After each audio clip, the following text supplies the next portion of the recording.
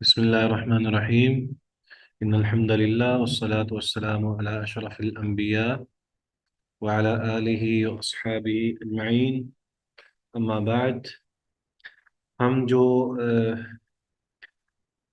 نبی اکرم صلی اللہ علیہ وآلہ وسلم کی احادیث اب پڑھ رہے ہیں کتاب الصلاۃ میں سے، ان میں سجود سہو کے حوالے سے ہمارے سامنے کچھ احادیث ہیں جس میں ہم اگر امت جو ہے وہ اپنی نماز میں کسی بھی موقع پر بھول جاتی ہے تو نماز کیا صحیح ہوگی یا نہیں ہوگی، تو کس انداز سے اس کو مکمل کرنا ہے، اور اگر وہ بھولے تو وہ سجدے ادا کرے تو سجدہ ادا کرنے سے اس کی نماز جو ہے وہ مکمل ہو جائے گی۔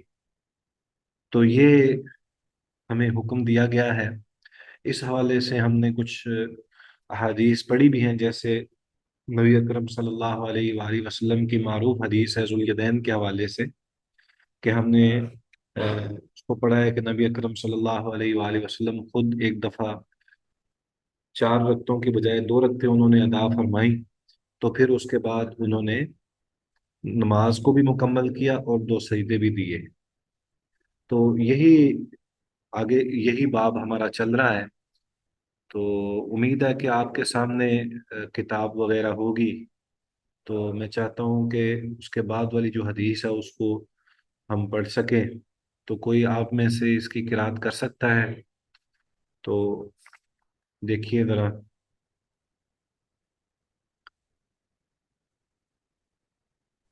جی سر، میں کرتی ہوں۔ جی جی۔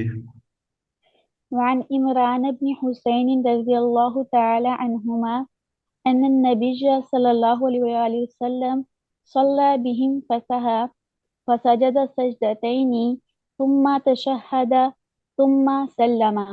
رواه أبو داود والترمذي وحسنه والحاكم وصححه۔ جزاکم اللہ خیر۔ یہ حدیث جو ہے سیدنا عمران بن حسین رضی اللہ تعالی عنہ کی روایت ہے۔ اس میں وہ بیان کرتے ہیں کہ ان نبی صلی اللہ علیہ وآلہ وسلم صلی بہم فسحا، کہ نبی اکرم صلی اللہ علیہ وآلہ وسلم نے انہیں نماز پڑھائی تو وہ بھول گئے۔ فسجد سجدتین، تو نبی اکرم صلی اللہ علیہ وآلہ وسلم نے سجدے کیے 2 سجدے، ثم تشہد، پھر آپ صلی اللہ علیہ وسلم نے تشہد پڑھا، ثم سلم، پھر آپ صلی اللہ علیہ وآلہ وسلم نے سلام پھیرا۔ رواہ ابو داود و ترمذی و حسنہ والحاکم و صححہ، اسے ابو داود نے اور ترمذی نے بیان کیا ہے، اور اسے امام ترمذی نے حسن کہا ہے اور امام حاکم نے صحیح کہا ہے۔ اس روایت سے یہ ثابت ہوتا ہے کہ نبی اکرم صلی اللہ علیہ وآلہ وسلم نے اسلام سے قبل 2 سجدے ادا فرمائے ہیں، اور یہاں پہ جس چیز کا ذکر ہے، مثلا کہ نبی اکرم صلی اللہ علیہ وسلم نے ثم تشہد ثم سلم، کہ پھر تشہد پڑھا، اور پھر اس حوالے سے یہ بیان کیا جاتا ہے کہ جیسے ہم نے جو حدیث پڑھی ہے ذوالیدین والی، کہ اس میں ذوالیدین کی جو روایت ہے وہ تو ہر جگہ پہ موجود ہے، تو یہاں پہ جو حدیث ہے تو یہاں پہ اس حدیث میں یا کسی دوسری حدیث میں تشہد پڑھنے کا باقاعدہ ذکر نہیں ہے۔ اور اس حدیث کے برعکس صحیح مسلم کے اندر ایک روایت ہے جس میں سیدنا عمران رضی اللہ تعالی عنہ اسی روایت میں تشہد کا ذکر نہیں کرتے، بلکہ سجدوں کا 2 سجدوں کا ذکر کرتے ہیں۔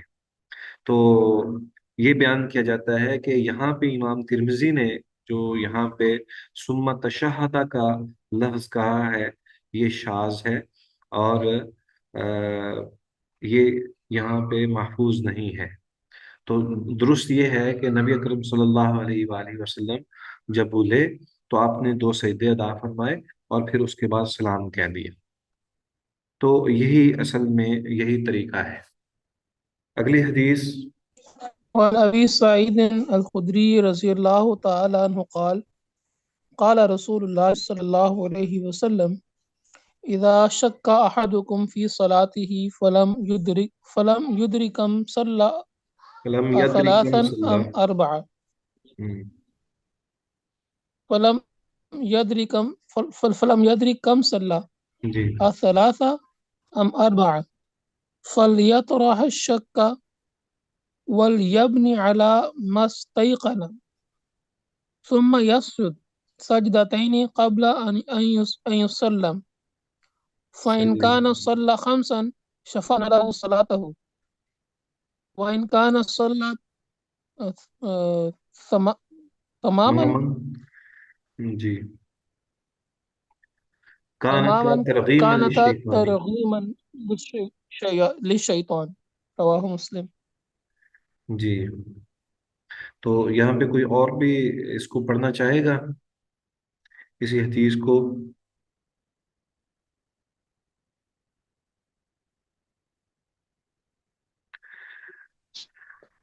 وعن أبي سعيد الخدري رضي الله تعالى عنه قال قال رسول الله صلى الله عليه وسلم إذا شك أحدكم في صلاته فلم يدرك كم صلى ثلاثا أم أربعا فليطرح الشك وليبني على ما استيقن ثم يسجد سجدتين قبل أن يسلم فإن كان صلى خمسا شفعنا له صلاته وإن كان صلى تماما كانت ترغيما للشيطان رواه مسلم. جزاکم اللہ خیر.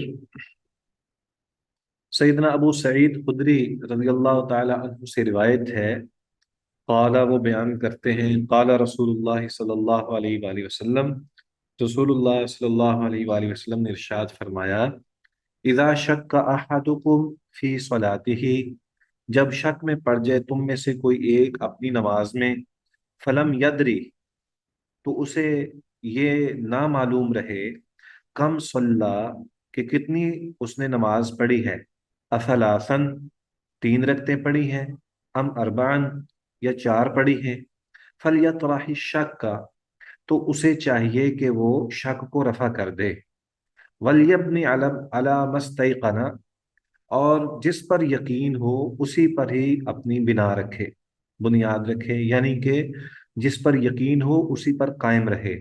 ثم یسجد سجدتین قبل ان یسلم، پھر وہ سجدہ کرے دو سجدے اس سے پہلے کہ سلام پھیرے.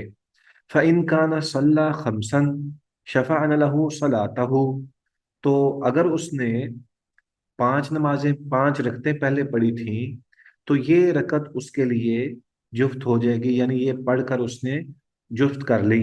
وَإِن كَانَ صَلَّى تَمَامًا، اور اگر اس نے پہلے پانچ یعنی پانچویں نہیں پڑھی بلکہ یہ چوتھی پڑھی ہے، تو یہ کانتا وَإِن كَانَ صَلَّى تَمَامًا، اور اگر یہ چوتھی پڑھ کے اس نے نماز کو مکمل کیا ہے، کانتا ترغیما للشیطانی، تو یہ شیطان کے لیے اہانت اور ذلت والی بات ہوگی. رواہ مسلم، اسے امام مسلم نے روایت کیا ہے. مقصد یہ ہے کہ نماز کو طاق ہونے کی صورت میں، ظاہر بات ہے کہ فجر کی ہے، ظہر کی ہے، عصر کی ہے، عشاء کی ہے، تو ایسی صورتحال میں جفت نماز ہے، طاق نہیں ہے. مغرب کی نماز جو ہے وہ طاق ہے.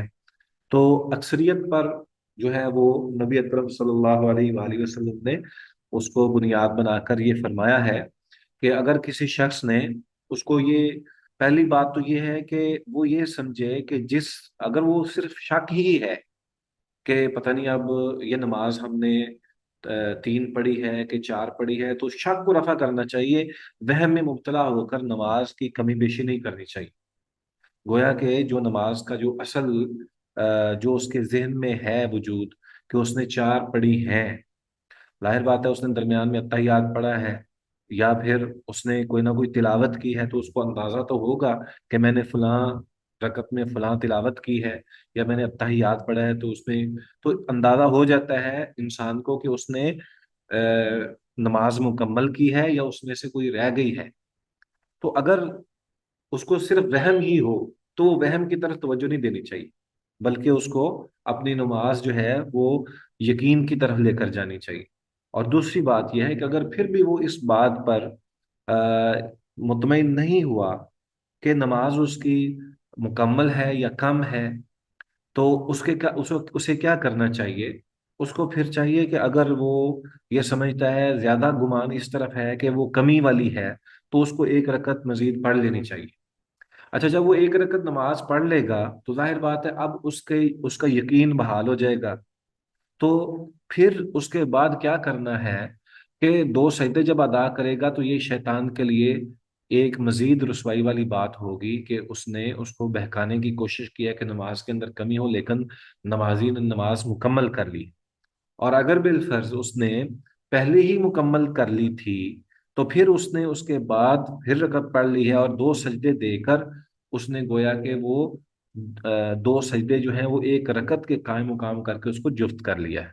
تو گویا کہ اس نے پھر بھی نماز مکمل پڑھ لی ہے. تو دونوں صورتوں میں اللہ تبارک و تعالیٰ نے اس کی نماز کو قبول کر لیا ہے، اور اس کو اب دوبارہ نماز دہرانے کی ضرورت نہیں ہے. بس دو سجدے دے کر ہی نماز اس کے لیے کافی ہے. ٹھیک ہے.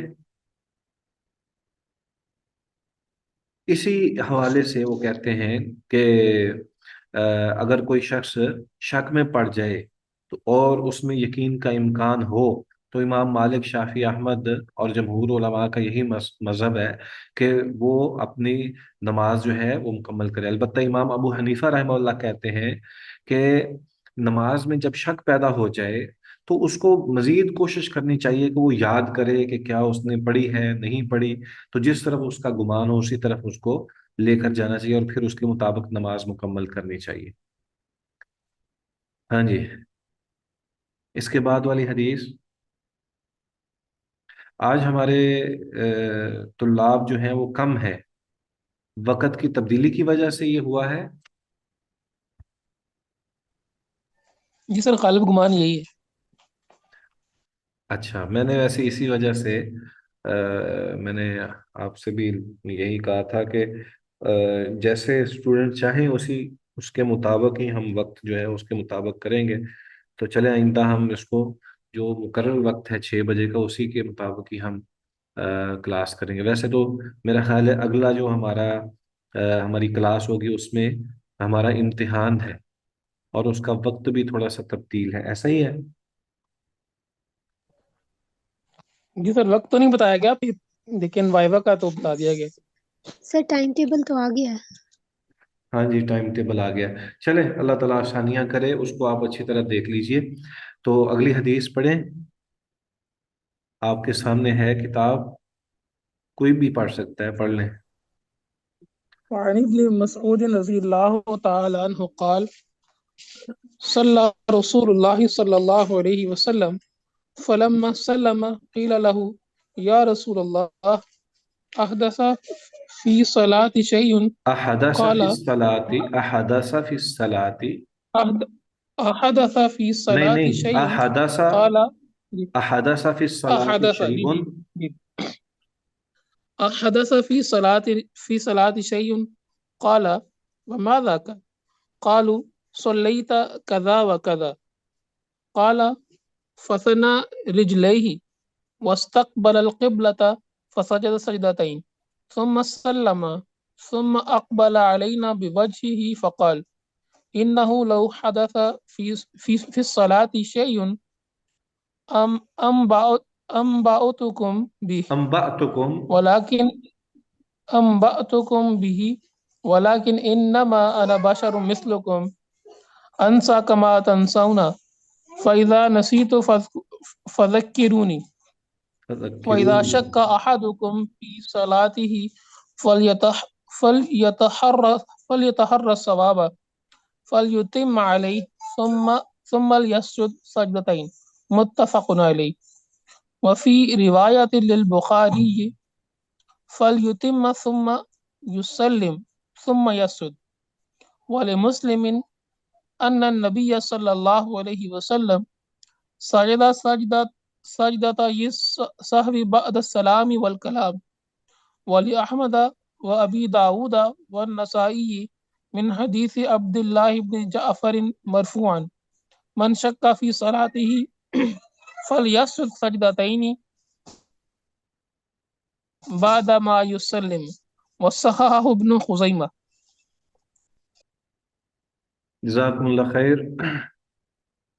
یہ حدیث ہے، اور حدیث کے کچھ بعد میں کچھ ٹکڑے بھی مذکور ہیں، ہم اس کے شروع سے پڑھتے ہیں۔ وعن ابن مسعود رضی اللہ تعالی عنہ قال، سیدنا عبداللہ بن مسعود رضی اللہ تعالی عنہ سے مروی ہے، وہ بیان کرتے ہیں، صلی رسول اللہ صلی اللہ علیہ وآلہ وسلم، رسول اللہ صلی اللہ علیہ وآلہ وسلم نے نماز پڑھائی، فلما سلم، پس جب آپ نے سلام پھیرا، قیل لہ، کہا گیا انہیں، یا رسول اللہ، اے اللہ کے رسول، احدث فی الصلاۃ شیء، کیا نماز میں کوئی نئی چیز آ گئی ہے؟ قال، آپ صلی اللہ علیہ وسلم نے فرمایا، وما ذاک، وہ کیا ہے؟ قالو، صحابہ نے جواب دیا، صلیت کذا و کذا، کہ آپ نے تو نماز اس طرح پڑھی ہے۔ قال، اب راوی بیان کرتے ہیں، وہ کہتے ہیں، فثنا رجلیہ، تو نبی اکرم صلی اللہ علیہ وآلہ وسلم نے اپنے دونوں پاؤں کو اسی وقت پھیر لیا، واستقبل القبلۃ، اور آپ قبلہ رخ ہو گئے، فسجد سجدتین، تو آپ صلی اللہ علیہ وسلم نے دو سجدے ادا فرمائے، ثم سلم، پھر سلام پھیرا، ثم اقبل علی الناس، پھر آپ علیہ الصلوۃ والسلام لوگوں کی طرف متوجہ ہوئے، فقال، پس آپ نے فرمایا، انہ لو حدث فی الصلاۃ شیء، انہ لو حدث فی الصلاۃ شیء، اگر نماز میں کوئی نئی چیز پیدا ہوئی ہوتی، انبأتکم بہ، میں تمہیں اس کے بارے میں بتاتا، خبر دیتا، ولیکن، اور لیکن، انما انا بشر مثلکم، سوائے اس کے نہیں کہ میں ایک بشر ہوں تمہاری طرح، ایک انسان ہوں تمہاری طرح، انسا کما تنسون، میں بھولتا ہوں جس طرح تم بھولتے ہو، فَإِذَا نَسِيتُ، پس جب میں بھول جاؤں، فَذَكِّرُونِي، مجھے تم یاد دلا دیا کرو، وَإِذَا شَكَّ أَحَدُكُمْ فِي صَلَاتِهِ، پس اور جب شک میں پڑ جائے تم میں سے کوئی ایک اپنی نماز میں، فَلْيَتَحَرَّ الصَّوَابَ، پس چاہیے اس کو کہ وہ ثواب کی طرف زیادہ توجہ دے اور کوشش کرے، فَلْيُتِمَّ عَلَيْهِ، پس چاہیے کہ وہ اپنی نماز کو مکمل کرے، ثُمَّ لْيَسْجُدْ سَجْدَتَيْنِ، اور پھر چاہیے اس کو کہ وہ دو سجدے ادا کرے، متفق علیہ۔ وفی روایت للبخاری وفی روایت للبخاری، اور بخاری کی ایک روایت میں ہے، فَلْيُتِمَّ، پس چاہیے اس کو کہ وہ مکمل کرے، ثم یسلم، پھر وہ تسلیم کرے، یعنی السلام علیکم، سلام کہہ دے، ثم یسجد، پھر اس کے بعد سجدہ کرے۔ ولی مسلم، اور مسلم میں ہے ایک روایت میں، ان النبی صلی اللہ علیہ وآلہ وسلم سجد سجدتي السهو بعد السلام والکلام، کہ نبی اکرم صلی اللہ علیہ وآلہ وسلم نے دو سجدے دیے، سجدہ سہو، سلام اور درمیان میں کلام کرنے کے بعد، یعنی آپ علیہ الصلوۃ والسلام نے سلام پھیرنے کے بعد کچھ باتیں کی، پھر اس کے بعد دو سجدے ادا کیے۔ ولی احمد، اور مسند احمد کے اندر ہے، وہ ابی داود، اور سنن ابی داود میں، والنسائی، اور سنن نسائی میں، من حدیث عبداللہ بن جعفر مرفوعا، عبداللہ بن جعفر رضی اللہ تعالی عنہ سے روایت ہے مرفوعا، کہ وہ روایت جو ہے وہ نبی اکرم صلی اللہ علیہ وآلہ وسلم کی طرف نسبت کر کے وہ بیان کرتے ہیں، من شک فی صلاتہ، جسے شک ہو اپنی نماز میں، فلیسجد سجدتین، پس چاہیے کہ وہ سجدے دے دو سجدے، بعد ما یسلم، بعد اس کے کہ جب اس نے سلام پھیر لیا ہو، وصححہ ابن خزیمہ، اور ابو داود اور نسائی کی اس روایت کو ابن خزیمہ نے صحیح کہا ہے۔ تو اس حدیث سے جو ہمیں محسوس ہوتا ہے وہ بہت ساری چیزیں ہیں، چند ایک چیزیں ان کا ذکر کرنا ضروری ہے۔ سب سے پہلی بات کہ رسول اللہ صلی اللہ علیہ وسلم نے اس روایت کے اندر یہ واضح کیا ہے، آپ کو پتہ ہے کہ یہ روایت جو ہے یہ متفق علیہ ہے، کہ آپ صلی اللہ علیہ وسلم نے فرمایا انما انا بشر مثلکم، جیسا کہ قرآن مجید میں بھی ہے، اسی طرح حدیث کے اندر بھی یہی الفاظ ہیں، کہ جس سے یہ ثابت ہوتا ہے کہ نبی اکرم صلی اللہ علیہ وآلہ وسلم ایک بشر ہیں، بحیثیت انسان، وہ بھولتے بھی ہیں، جیسے آپ صلی اللہ علیہ وسلم نے بیان فرمایا ہے کہ وہ بعض اوقات بھول بھی جاتے ہیں۔ تو اس سے یہ ثابت ہوتا ہے کہ جب نبی اکرم صلی اللہ علیہ وآلہ وسلم ایک انسان ہونے کی حیثیت سے جب کوئی چیز بھول جائیں تو آپ کو بھی یہ حکم دیا گیا کہ آپ بھی اس طرح اپنی نماز کو مکمل کریں۔ دوسری بات یہ ہے کہ اس میں جو جس بات کا تذکرہ کیا گیا ہے کہ تحری الی الصواب کا حکم ہے، یعنی کہ جب انسان کسی چیز کے اوپر شک کی بنیاد اس میں آ جائے تو اس کو چاہیے کہ وہ جو صحیح اور درست چیز ہے اس کی طرف کوشش کرے، اس کو شبے کے اوپر جو ہے وہ یقین کو ترجیح دینی چاہیے اور شک کو ختم کر دینا چاہیے اور وہ اپنی نماز کو مکمل کرے۔ جس طرف انسان کا شک ہو اسی طرف ہی اس کو اپنے مطابق عمل کرنا چاہیے، وہ بے شک امام ہونے کی صورت میں ہے یا بے شک مقتدی ہونے کی صورت میں ہے، اگرچہ اس میں ہمیں یہ بتایا گیا ہے کہ اگر مقتدی جو ہیں وہ سمجھ لیں کہ امام صاحب بول رہے ہیں تو وہ ان کو سبحان اللہ کے ساتھ یاد دہانی کروائی جا سکتی ہے۔ اسی طرح اس حدیث میں اس بات کا ذکر بھی ہے کہ سجدے جب دینے ہیں وہ سلام پھیرنے کے بعد بھی سجدے دیے گئے ہیں۔ پہلے جو روایات ہمارے سامنے کچھ آئی ہیں جن میں اس بات کا تذکرہ ہے کہ پہلے جب آپ علیہ الصلوۃ والسلام بھول گئے تو آپ صلی اللہ علیہ وآلہ وسلم نے پہلے جو ہے وہ سجدے دیے، پھر بعد میں آپ نے سلام پھیرا۔ اس روایات ان روایات کے اندر اس بات کا تذکرہ ہے بطور خاص، یہ ابو داود اور نسائی کی جو صحیح روایت جس کو ابن خزیمہ نے صحیح کہا ہے اس کے اندر یہ بات موجود ہے کہ آپ علیہ الصلوۃ والسلام نے سلام پھیرنے کے بعد 2 سجدے دیے ہیں، اور پھر اس کے بعد جیسا کہ پچھلی روایت کے اندر موجود ہے کہ جب ہم سجدہ دیتے ہیں تو سجدہ دینے کے بعد بھی سلام پھیرا جاتا ہے، جیسا کہ نبی اکرم صلی اللہ علیہ وآلہ وسلم سے مذکور ہے۔ فسجد سجدتین ثم سلم، کہ آپ علیہ الصلوۃ والسلام نے جب پہلے نماز مکمل کی سلام پھیر لیا، صحابہ نے کہا کہ آپ نے نماز کے اندر کوئی نئی چیز آ گئی ہے؟ تو آپ نے فرمایا کیا؟ تو آپ نے ان کو بتایا گا کہ ایسے ایسے ہے، تو آپ علیہ الصلوۃ والسلام نے پھر اسی وقت اپنا رخ قبلے کی جانب کیا اور 2 سجدے دیے، 2 سجدے دینے کے بعد ثم سلم، پھر آپ نے باقاعدہ سلام بھی کہا، یعنی السلام علیکم ورحمۃ اللہ، السلام علیکم ورحمۃ اللہ۔ یہ بھی ضروری ہے کہ جب نماز مکمل کر لیں اور انسان کو یاد آئے کہ اس میں کوئی کمی رہ گئی ہے یا کوئی بتا دے تو پھر اس نے جب 2 سجدے دینے ہیں تو اس کے بعد بھی سلام کہے گا۔ تو یہ ایک یہاں پہ ہم نے یہ سمجھ لیا کہ بعض اوقات نبی اکرم صلی اللہ علیہ وآلہ وسلم نماز سے پہلے یعنی سلام پھیرنے سے پہلے 2 سجدے دیا کرتے تھے، اور بعض اوقات سلام پھیرنے کے بعد بھی۔ یہاں ایک بات اور بھی ہے، جیسے کہ آخری روایت کے اندر ہم نے پڑھا ہے کہ آپ علیہ الصلوۃ والسلام نے 2 سجدے دیے ہیں، سجدہ سلام پھیرنے کے بعد پھر کچھ بات چیت بھی کی ہے اور پھر سجدے دیے، جیسے اسی روایت سے ہم جو پہلی متفق علیہ روایت ہے اس میں بھی یہی ثابت ہو رہا ہے کہ بعض اوقات ایسا ہوتا ہے کہ کوئی نہ کوئی انسان کلام بھی کر لیتا ہے، جیسے نبی اکرم صلی اللہ علیہ وآلہ وسلم نے ذوالیدین والی جو ہماری روایت گزر چکی ہے اس میں بھی یہی تھا کہ نبی اکرم صلی اللہ علیہ وآلہ وسلم نے 2 رکعتیں ادا فرمائیں، ادا فرمانے کے بعد نبی صلی اللہ علیہ وسلم اپنی جگہ سے بھی اٹھ گئے اور مسجد کی ایک جانب چلے گئے، پھر بعد میں نبی اکرم صلی اللہ علیہ وآلہ وسلم کو جب بتایا گیا تو آپ نے کچھ چند باتیں بھی کی، پھر واپس آ کر نماز مکمل کی اور 2 سجدے دیے۔ تو مقصد یہ ہے کہ بعض اوقات اگر نماز کے بارے میں ہی اگر کوئی بات کرتے ہیں تو اس میں کوئی حرج نہیں ہے، نماز انشاءاللہ مکمل ہوگی، جیسا کہ نبی اکرم صلی اللہ علیہ وآلہ وسلم سے ہمارے لیے یہ منصوص چیز موجود ہے۔ جی اگلی روایت۔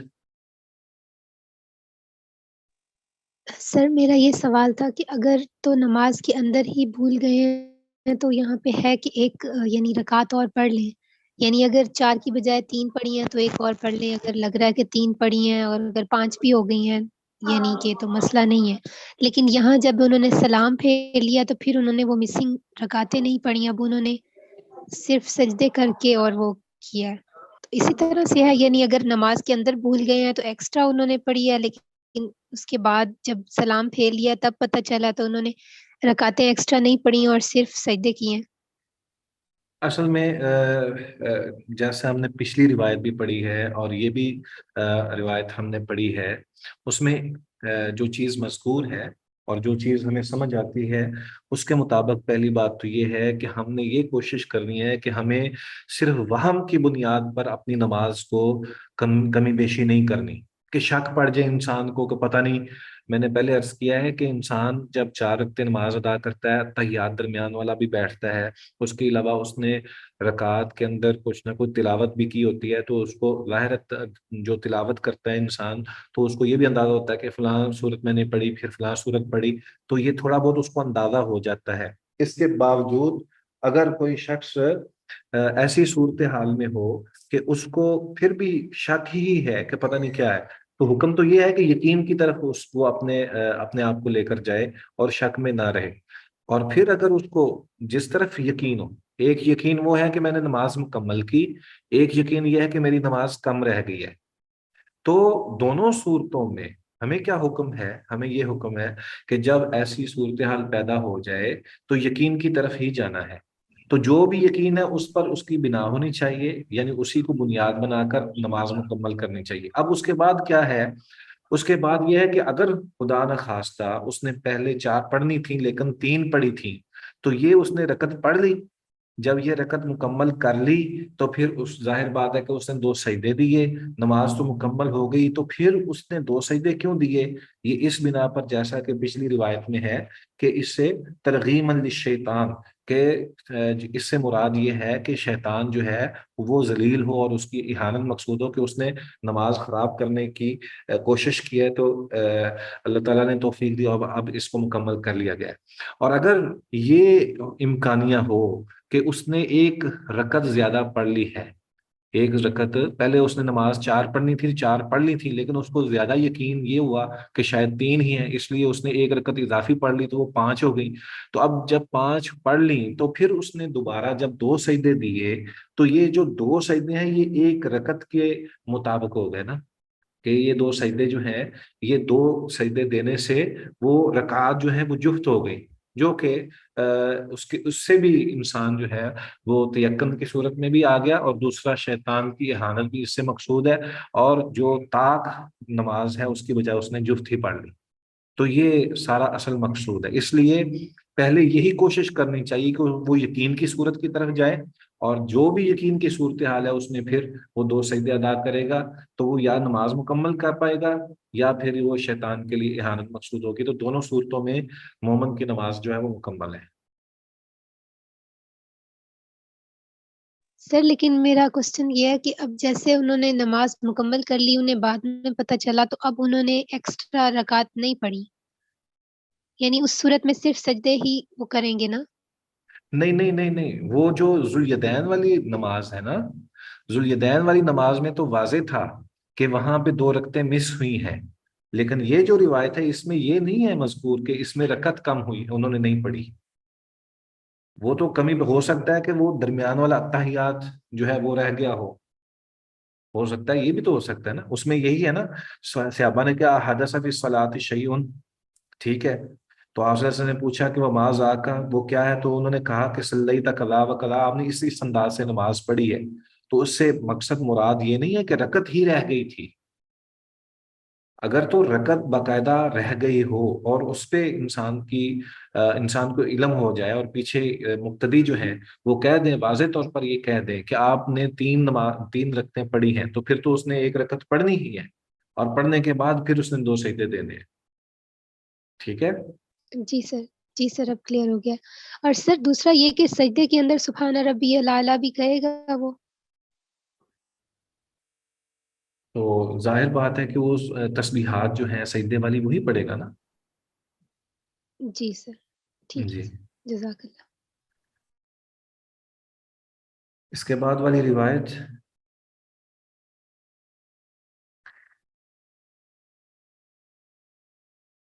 کوئی قرات کرے گا جو ہمارے احباب بعد میں آئے ہیں؟ جی شیخ میں السلام کروں؟ علیکم شیخ احمد۔ جی دونوں پڑھ لیں، ایک پہلے پڑھ لیں، عنایت اللہ بھائی پہلے آپ پڑھ لیں۔ جی وعن المغیرة بن شعبة ان رسول اللہ صلی اللہ علیہ وسلم قال اذا شک احدکم فقام في الركعتين فاستتم قائما فليمضي ولا يعود وليستجد سجدتين فإن لم يستتم قائما فليسجد فليجلس ولا سهو عليه رواه ابو داود وابن ماجہ والدارقطنی واللفظ له بسند ضعیف۔ جی عمر بھائی آپ پڑھ لیں۔ شیخ محترم مجھے حدیث نہیں ملی، نمبر کون سا ہے؟ میں اس وقت بھی یہی پوچھنے لگا تھا۔ اچھا 267 دیکھیے۔ جی صحیح ہے، جی مل گئی ہے۔ بسم اللہ الرحمن الرحیم۔ وعن المغیرة بن شعبة رضی اللہ تعالی عنہ ان رسول اللہ صلی اللہ علیہ وسلم قال اذا شک احدکم فقام فی رکعتین فاستتم قائما فلیمضی ولا يعود وليسجد سجدتین فإن لم يستتم قائما فليجلس ولا سهو عليه رواہ ابو داود وابن ماجہ والدارقطنی واللفظ له بسند ضعیف۔ جزاکم اللہ خیر۔ یہ روایت جو ہے اس میں درمیان والے اتحیات کا تذکرہ ہے کہ اگر کوئی شخص درمیان والا اتحیات نہیں پڑھتا تو وہ یا وہ بھول گیا تو اس کی کیا کیفیت اور نوعیت ہوگی۔ تو سیدنا مغیرہ بن شعبہ رضی اللہ تعالی عنہ سے روایت ہے ان رسول اللہ صلی اللہ علیہ وآلہ وسلم کہ بلا شبہ رسول اللہ صلی اللہ علیہ وآلہ وسلم نے قال فرمایا اذا شک احدکم جب تم میں سے کسی ایک کو شک لاحق ہو جائے فقام فی الرکعتین اور وہ 2 رکعتوں کے بعد کھڑا ہو جائے فاستتم قائما حتیٰ کہ بالکل وہ سیدھا کھڑا ہو جائے فلیمضی بس چاہیے کہ وہ کھڑا رہے، یعنی فلیمضی کا مطلب یہ ہے کہ وہ جاری رکھے اپنا کھڑا ہونا، ولا یعود اور واپس نہ آئے ولیسجد سجدتین اور چاہیے کہ اس کو 2 سجدے وہ ادا کر لے یعنی بعد میں فإن لم يستتم قائما فلیجلس بس اگر وہ نہ اس نے اپنے آپ کو یعنی وہ ابھی پوری طرح کھڑا نہیں ہوا فلیجلس بس چاہیے کہ وہ بیٹھ جائے، یعنی ایسی کنڈیشن میں ہے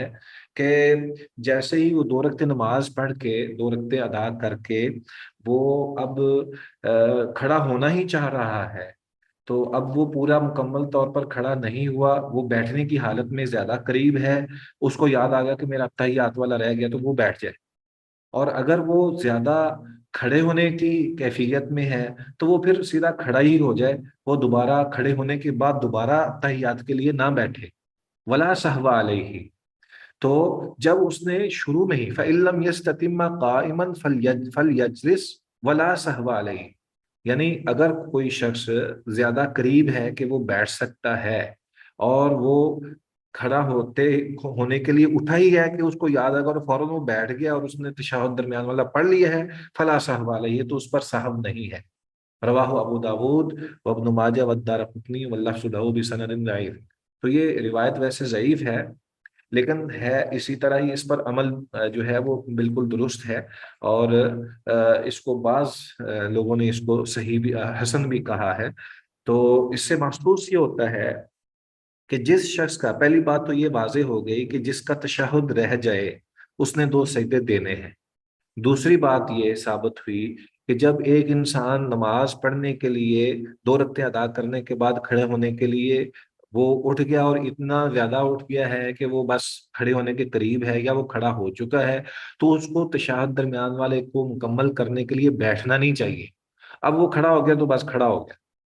اور دوسری بات یہ ہے کہ اگر وہ فوری طور پر اس کو یاد آ گیا اب بس وہ تھوڑا سا اٹھنے کے لیے اپنے اپنی اپنی کیفیت کو اختیار کیا ہی ہے اور اس کو یاد آ گیا تو وہ پھر مکمل کھڑا نہ ہو بلکہ اسی وقت بیٹھ جائے. تو جب وہ اس حالت میں ہوگا کہ اس نے درمیان والا تشہد پڑھ لیا ہے تو پھر تو اس پہ سجدہ سہو ہے ہی نہیں. اور اگر اس نے وہ کھڑا ہو گیا یاد آ گیا اب وہ مکمل پھر جب نماز کرے گا تو پھر 2 سجدے ادا کرے گا جو سجدہ سہو ہے. تو یہ بات ثابت شدہ ہے کہ جو تشہد درمیان والا ہے اگر کسی شخص کا وہ نہ ہو سکے تو اس کو 2 سجدے ادا کرنے کے ساتھ وہ نماز اس کی مکمل ہو جائے گی, دوبارہ نماز پڑھنے کی ضرورت نہیں ہے. واللہ اعلم. جی اگلی حدیث. وعن عمر رضی اللہ تعالی عنہ عن النبی صلی اللہ علیہ وآلہ وسلم قال لیس علی من خلف الامام سہو فإن سہى الامام فعلیہ وعلى خلفہ علی رواہ من خلفہ. البزار علی من خلفہ رواہ البزار والبیہقی بسند ضعیف. جزاکم اللہ خیر. یہ حدیث ہم امید ہے کہ اس سیشن میں مکمل کر لیں گے. اس روایت کے اندر نبی اکرم صلی اللہ علیہ وآلہ وسلم نے یہ واضح فرما دیا ہے کہ بعض اوقات ایسی صورتحال بھی ہوتی ہے کہ مقتدی پر سجدہ صاحب نہیں ہوتا بلکہ امام پر ہی ہوتا ہے. تو حضرت عمر رضی اللہ تعالیٰ عنہ سے روایت ہے عن النبی صلی اللہ علیہ وآلہ وسلم قال, نبی اکرم صلی اللہ علیہ وسلم سے روایت ہے, وہ بیان کرتے ہیں کہ نبی اکرم صلی اللہ علیہ وسلم نے فرمایا لیس علی من خلف الامام سہو, نہیں ہے جو امام کے پیچھے ہے کہ وہ سجدہ سہو ادا کرے. فَإِن سَهَا الْإِمَامُ فَعَلَيْهِ وَعَلَى مَنْ خَلْفَهُ, بس اگر امام اور مقتدی اگر امام بھول جائے تو پھر مقتدی پر جو ہے وہ سہو ہے اور جو اس کے پیچھے ہے وہ اس پر بھی سہو ہے. ہوتا یہ ہے بعض اوقات کہ جو مقتدی ہے وہ بھول گیا ہے لیکن امام ظاہر ہے کہ اس کو یاد ہے ہر چیز اور اس نے نماز مکمل کروا دی ہے. تو اب مقتدی جو بھولا ہے اس کے بھولنے کی وجہ سے اس پر سجدہ سہو نہیں ہوگا اگر امام کے پیچھے وہ کھڑا ہے. اور اگر امام بھی بھولا ہے اور مقتدی بھی سارے اس کے ساتھ تھے تو ظاہر بات ہے کہ پھر جیسے امام نے سجدہ سہو کرنا ہے ویسے ہی مقتدی نے کرنا ہے. یہاں پر ایک اور بات بھی ہمارے سامنے آتی ہے کہ بعض اوقات ایک انسان جو ہے وہ تیسری اور چوتھی رکعت میں شامل ہوتا ہے تو امام صاحب جو ہیں وہ ظاہر بات ہے کہ انہوں نے سجدہ صاحب کرنا ہے لیکن جو بعد میں ملنے والا شخص ہے اس نے تو نماز جو ہے وہ اپنے انداز سے صحیح پڑھی ہے ابھی تک, تو وہ سلام پھیرنے تک امام کی اقتداء میں رہے گا تو اس کی مطابقت کرے گا. تو جیسے وہ امام اگر 2 سجدے ادا کرتا ہے تو مقتدی بھی اس کے ساتھ 2 رکعتیں ضرور 2 سجدے ضرور ادا کرے گا. تو پھر اس کے بعد جب وہ سلام پھیرے گا پھر وہ اپنی بات میں کھڑے ہو کر اپنی نماز کو مکمل کرے گا. لیکن یہاں پہ جو چیز واضح ہو رہی ہے وہ یہ ہے کہ جب ایک مقتدی امام کے پیچھے بھول جاتا ہے تو مقتدی کے بھولنے کی وجہ سے اس پر سجدہ صاحب نہیں آتے کیونکہ امام نے اس کی نماز کو درست طریقے سے کیفیت کے اعتبار سے مکمل کروا دیا ہے.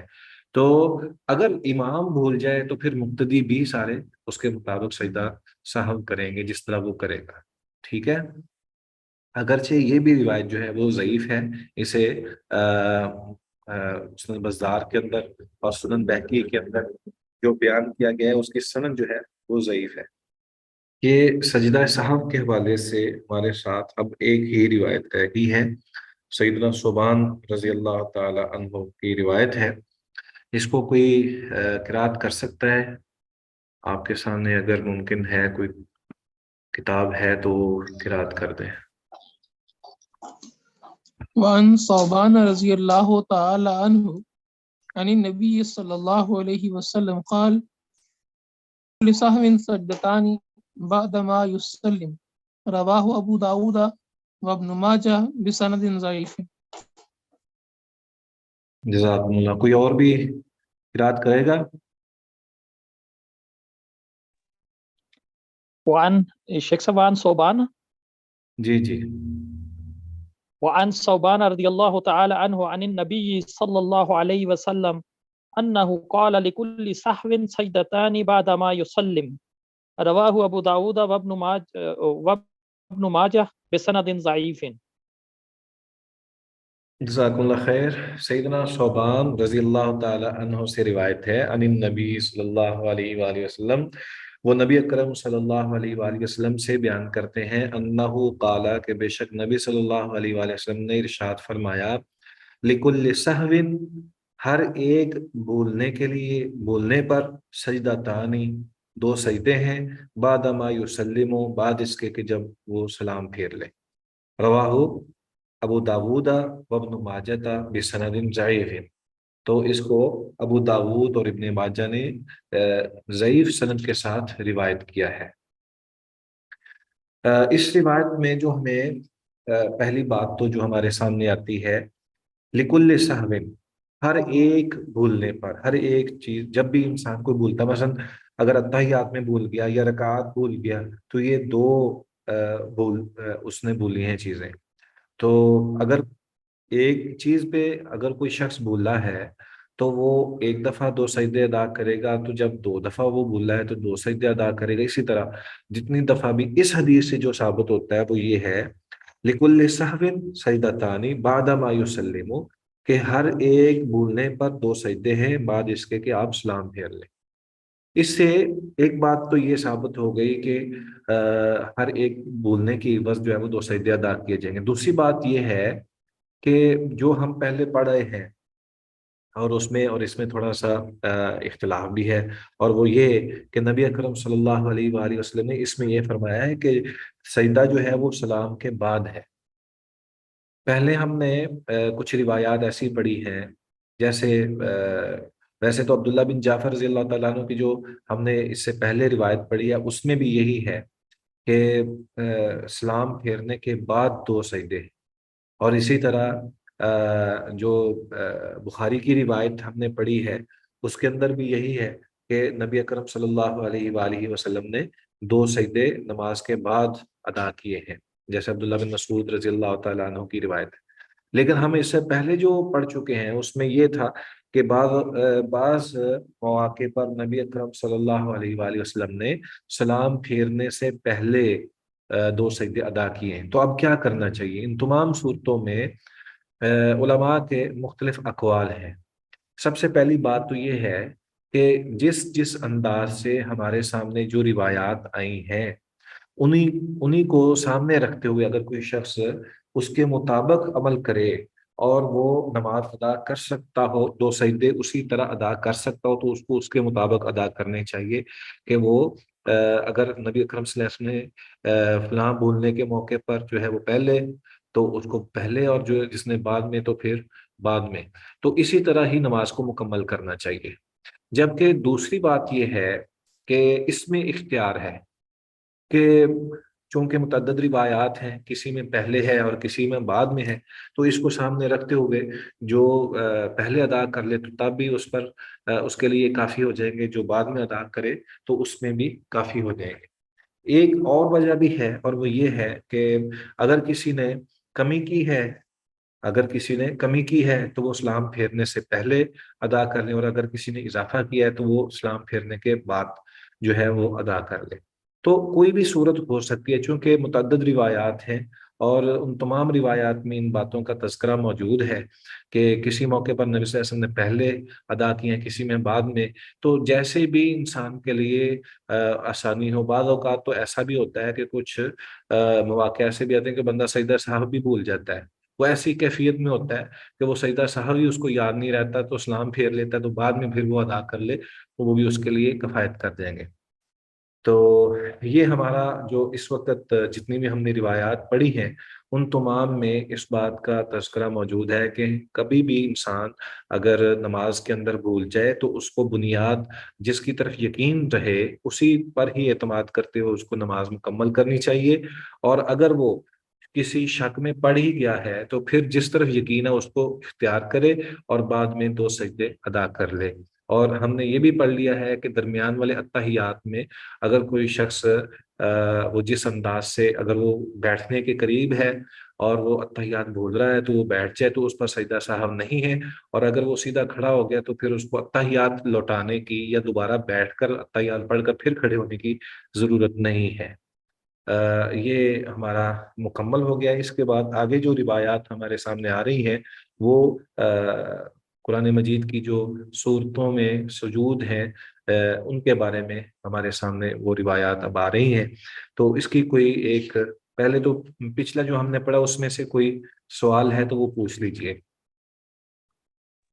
جی شیخ، میرا ایک سوال تھا کہ جب بندہ کچھ بھول جاتا ہے اور اس سجدہ سہو کرنا ہے، سلام سے پہلے جب اس نے سجدہ سہو کیا تو اس کے بعد اٹھنے کے بعد جو ہے وہ پھر کئی دفعہ وہ ظاہر ہے کہ سجدے کے بعد ہم اتحیات پڑھتے ہیں، تو وہ سجدہ سہو کرنے کے بعد پھر اتحیات جو ہے نا وہ اس نے سٹارٹ کر دی اور اب اسے یاد آیا، تو اب اسے کیا کرنا چاہیے؟ نہیں،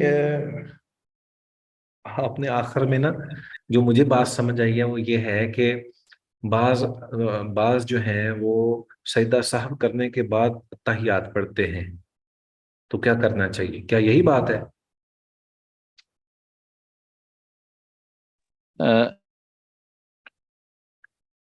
تھوڑا جی دوبارہ۔ شیخ، میرا سوال تھا کہ اگر سجدہ سہو جو ہے وہ کرنا تھا وہ کر لیا صحیح طریقے سے اور اب سلام پھیرنا تھا، جی لیکن جب سجدہ سہو کیا بیٹھے ہیں تو سلام پھیرنے کی بجائے پھر دوبارہ سے تحیات جو ہے نا وہ سٹارٹ کر دی غلطی سے۔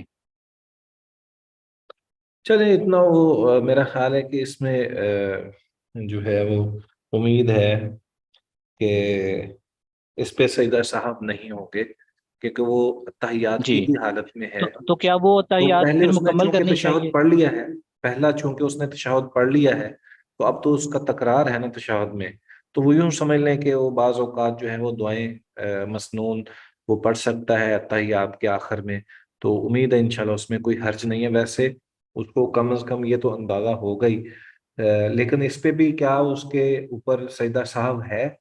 تو میرا خیال ہے نہیں ہے، کیونکہ جب انسان اتحیات ویسے پڑھ لیتا ہے تو پھر اس میں تکرار ہونے کی بنیاد پر اس پہ نہیں ہوگا، واللہ عالم۔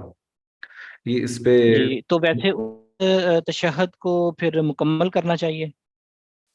نہیں، وہ دعا ہی ہے نا، وہ دعا جو شروع کی ہوئی ہے اس نے وہ مکمل کر لے، ضروری تو نہیں ہے نا آپ تشہد شروع کیا تو وہ پورا ہی پڑھے، تو وہ جی جو جی، دعا جس دعا میں ہے وہ مکمل کر کے سلام پھیر دے۔ ٹھیک ہے، ٹھیک جی جزاکم اللہ۔ ہے بھائی۔ اور جی شیخ صاحب، میں ایک واقعہ بتاتا ہوں، اس میں ذرا سچویشن ڈفرینٹ سی ہے۔ فجر کی نماز تھی شیخ صاحب، اور سورہ کے اندر سجدہ آ گیا جو ہم نے ابھی آگے جی پڑھنا جی ہے، تو ہم لوگ پیچھے تھے، ہم لوگ سجدے میں چلے گئے کیونکہ امام صاحب ہمیشہ سجدہ کرتے تھے، لیکن جب امام صاحب نے کہا سمیع اللہ لمن حمد ربنا ولک الحمد، تو ہمیں پتہ لگا کہ وہ رکوع میں تھے۔ جی جی تو اس کے بعد جن لوگوں نے اس چیز کو نوٹس لیا وہ تو دوسری امام کے سلام کے بعد انکلوڈنگ مائی سیلف ہم لوگ کھڑے ہو گئے، کھڑے ہو کے ہم نے اپنی رکعت مکمل کی کیونکہ ہمارا رکوع نہیں تھا، ہم لوگوں نے رکعت مکمل کی اور اس کے بعد سلام پھیرنے سے پہلے سجدہ صاحب 2 کیے اور سلام پھیر دیا۔ تو جن لوگوں نے امام کے ساتھ سلام پھیر دیا اور انہوں نے رکوع بھی نہیں کیا تھا، امام صاحب کو بھی نہیں پتا تھا، پھر جا کے امام صاحب کو میں نے یہ بات بتائی، تو انہوں نے پھر عصر کے ٹائم یہ بات، کیونکہ لوگ نکل چکے تھے، ظہر یا عصر کے بعد پھر دوبارہ انہوں نے لوگوں کو بتایا کہ جن لوگوں نے تو کیا ہے ٹھیک ہے، جن لوگوں نے اس وقت سجدہ صاحب نہیں کیا وہ نماز پوری اپنی دہرائے۔ وہ اس لیے وہ بات بالکل ٹھیک ہے ان کی، کیونکہ رکوع اور سجدہ جو ہے یہ اس طرح ہی ہے جیسے ایک پوری رکعت ہے، جس رکعت میں ایک سجدہ یا ایک رکوع رہ جائے تو اس کا مطلب یہ ہے کہ اس کی پوری رکعت ہی رہ گئی ہے، ٹھیک ہے؟ تو یہ تیقن تھا نا ان کو کہ انہوں نے ایسا کام کر دیا، تو یہ تو واضح ہوگا کہ ان کی وہ رکعت نہیں ہوئی، تو جب رکعت نہیں ہوئی اور وہ وقت بھی اس کا نماز کا وقت بھی گزر گیا تو پھر ظاہر بات ہے کہ وہ پوری نماز دہرانے کا ان کو حکم دیا گیا، تو یہ ان کی بات بالکل درست تھی۔ تو بعض اوقات یہ خواتین کے ساتھ ایسا ہو جاتا ہے کہ چونکہ وہ پردے میں ہوتی ہیں اور مسجد میں بھی اگر وہ نماز ادا کر رہی ہوں امام کے پیچھے، تو بعض اوقات ان کو اندازہ نہیں ہوتا کہ امام جو ہے وہ رکوع میں گئے ہیں یا سجدہ تلاوت میں گئے ہیں، تو ایسی صورتحال بن جاتی ہے، تو ان کو مطابقت تو کرنی چاہیے، جو ہے امام کی جو ہے وہ ابتدا جو ہے اس کو ماننا چاہیے اور اس کے مطابق عمل کرنا چاہیے. لیکن یہاں پہ صورتحال مختلف تھی نا، اور وہ یہ جیسا ہم نے پہلے ویسے روایت میں پڑھا ہے کہ امام کی خطا کے اوپر جو ہے وہ مقتدی کی خطا، اگر امام اس پہ سجدہ صاحب کرتا ہے تو پھر پچھلے بھی کریں، اور اگر وہ نہیں کرتا تو ظاہر ہے پچھلے کی نماز بھی مکمل ہو گئی. لیکن بعض ایسی صورتحال جیسے آپ نے بتایا کہ ایسی صورتحال پیدا ہو گئی کہ جس کے اندر اب یہ پتہ ہی نہیں ہے کہ امام صاحب رکوع میں ہے، اور پھر اس کے مطابق ہی آپ لوگوں نے اس کو مکمل بھی کیا اپنے انداز سے. تو یہ ان کا فتویٰ بالکل درست تھا کہ وہ 2 سجدے اگر جنہوں نے بر وقت ادا کر لیے وہ تو کافی ہو گیا، اور جنہوں نے نہیں کیا ان کو پوری نماز دہرانی پڑے گی. یہ ٹھیک ہے. جزاک اللہ خیر. جی اگلی حدیث ہم شروع کریں. جس نے پہلے قرات نہیں کی وہ قرات کرے تاکہ اس کے لیے بھی فائدہ ہو جائے کہ سب نے، آپ لوگوں میں سے سب نے قرات کی ہوئی ہے. سیدنا ابو ہریرہ رضی اللہ تعالیٰ عنہ کی روایت ہے 270 نمبر، تو کوئی بھی اس کی قرات کر لے. وعن ابی ہریرہ رضی اللہ تعالی عنہ قال سجدنا مع رسول اللہ صلی اللہ علیہ وآلہ وسلم فی اذا السماء انشقت واقرأ بسم ربک رواہ مسلم.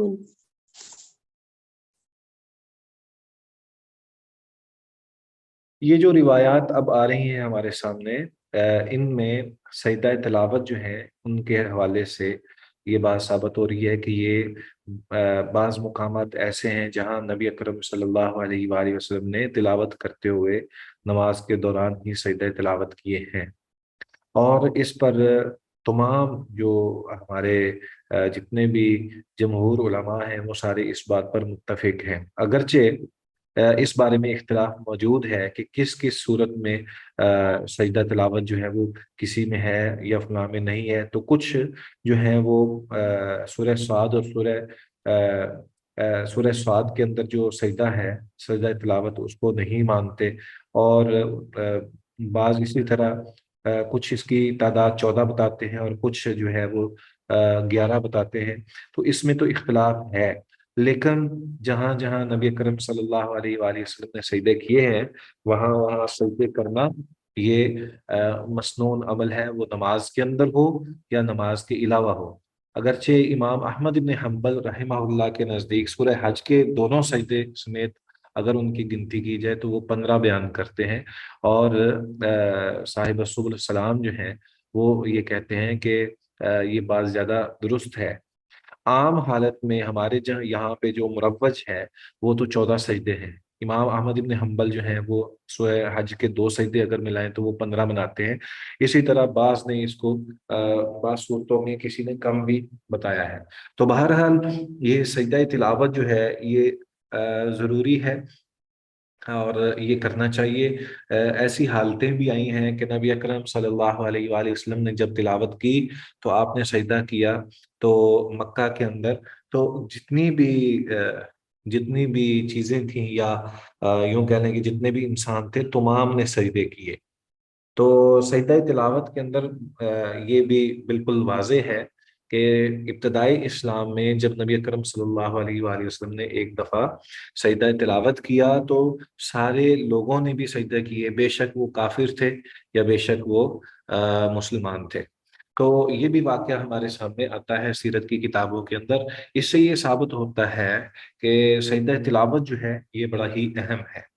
تو یہ سیدنا ابو ہریرہ رضی اللہ تعالی عنہ سے جو روایت ہمارے سامنے ہے وہ بیان کرتے ہیں سجدنا مع رسول اللہ صلی اللہ علیہ وآلہ وسلم، کہ ہم نے رسول اللہ صلی اللہ علیہ وآلہ وسلم کے ساتھ سجدہ کیا فی اس میں اذا السماء انشقت میں و اقرأ بسم ربک الذی خلق میں. تو اذا السماء انشقت اور یہ دونوں صورتیں جو ہیں یہ آخری سپارے میں ہے. تو اس سے یہ ثابت ہوتا ہے کہ نبی اکرم صلی اللہ علیہ وآلہ وسلم نے ان دونوں صورتوں میں سجدہ تلاوت کیے ہیں. جی وعن ابن عباس.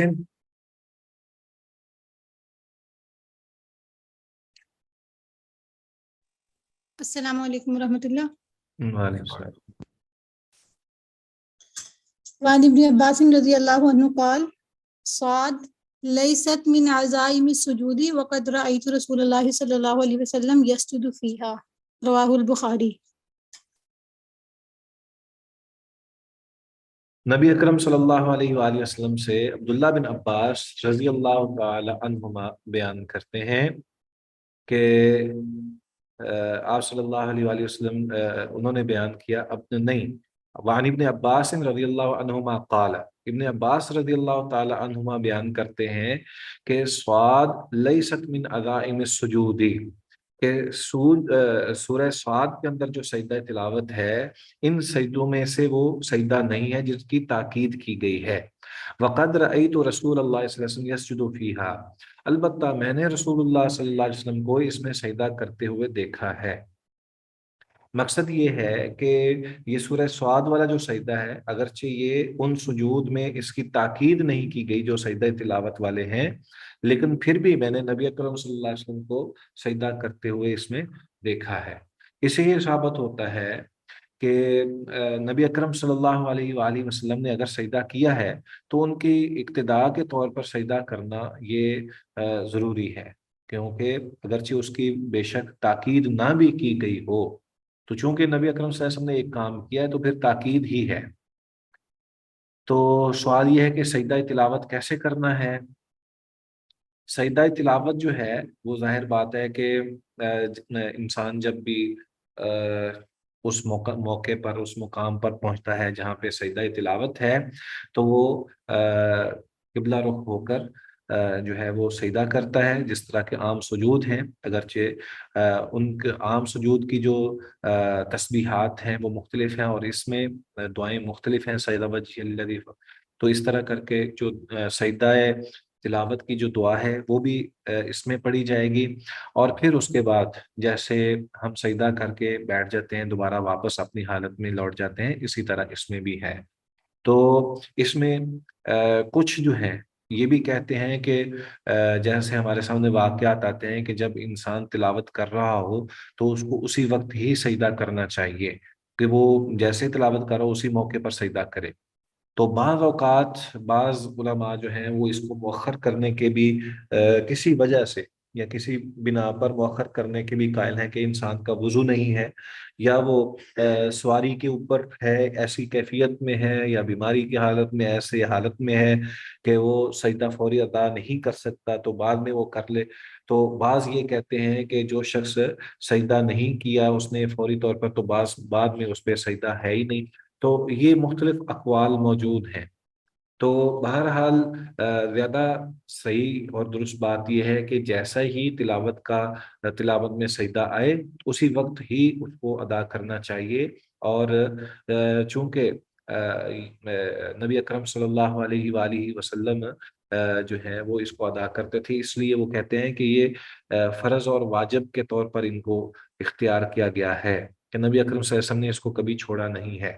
تو یہ ضروری ہے۔ دوسری بات یہ بھی ہے کہ جب انسان کا وضو نہیں ہے تو وہ کیا کرے پھر؟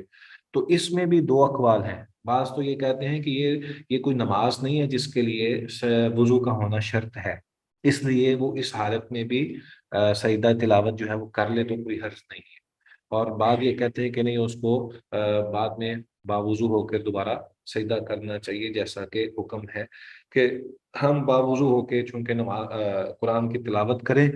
لا یمسہ الا المطہرون، کچھ اس سے مراد فرشتے لیتے ہیں اور کچھ اس سے مراد انسان لیتے ہیں، یعنی مومن اور مسلمان اس سے مراد لیے جاتے ہیں۔ تو یہ ایک الگ بحث ہے۔ بہرحال جس طرح دوسرے سجدے کیے جاتے ہیں اسی طرح یہ سجدہ ہے، اور یہ ایک سجدہ ہے اور اسی وقت کیا جانا چاہیے، اور اس کے لیے جو دعا ہمارے سامنے ہے سجدہ تلاوت والی وہ اس میں پڑھی جانی چاہیے۔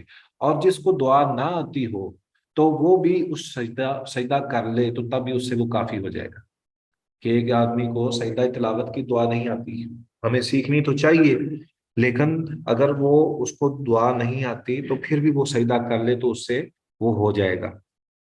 جزاکم اللہ۔ ہاں جی سر اگر کوئی حالت پاکی کی حالت میں نہیں ہے تو اس وقت بھی وہ تلاوت سنتے ہوئے سجدہ کرے گا یا نہیں کرے گا؟ یہ تلاوت سجدہ تلاوت؟ دیکھیں قرآن مجید کو ہاتھ لگانا اور اس طرح ویسے تلاوت کرنا تو جائز ہے نا، تو ہاتھ نہیں لگاتا، لیکن نماز بھی نہیں پڑھتا ایسی صورتحال میں، تو اس میں ابھی اس میں کوئی تیقن کے ساتھ نہیں کہہ سکتا کہ اس کی کیا کیفیت ہے، واللہ اعلم۔ میں اس پہ آپ کو بعد میں بتا سکتا ہوں۔ سب سجدہ تلاوت کی دعا سے کیا مراد ہے؟ سبحان ربی العالی؟ نہیں، سجدہ تلاوت کی جو دعا ہے نا وہ اس سے مختلف ہے، اور اس میں الفاظ بھی تھوڑے بہت جو ہیں وہ مختلف ہیں، تو ان کو اختیار کرنے چاہیے۔ سر پلیز وہ گروپ میں بھیج دیجیے گا، جی، وہ میرے پاس وہ جو دعا ہے سجدہ تلاوت کی، وہ پلیز گروپ میں بھیج دیجیے گا، میرے پاس تھی سجد مجھے وجهی کسی للذی خلقہ وصورہ وشق سمعہ وبصرہ بحولہ وقوتہ فتبارک اللہ احسن الخالقین، یہ دعا جو ہے وہ پڑھی جاتی ہے۔ امید ہے کہ آپ کو یہ یاد ہوگی، کیونکہ سر جی سر مجھے بھیجی تھی ایک فرینڈ نے، لیکن وہ یہ ہے کہ میرے سے گم ہو گئی ہے۔ چلے میں انشاءاللہ آپ کو دوبارہ بھیج دوں گا، میں آپ کو بھیج دوں گا، لیکن یہ ہے کہ یہ جو اس کے علاوہ بھی اور بھی دعائیں موجود ہیں، اس کے بارے میں یہ کہا جاتا ہے کہ اس میں مختلف دعائیں موجود ہیں، اس میں ایک یہ ہے سجد وجهی للذی خلقہ سید وجهی الذی خلقہ وصورہ وشق سمعہ بحولہ وقوتہ فتبارک اللہ احسن الخالقین۔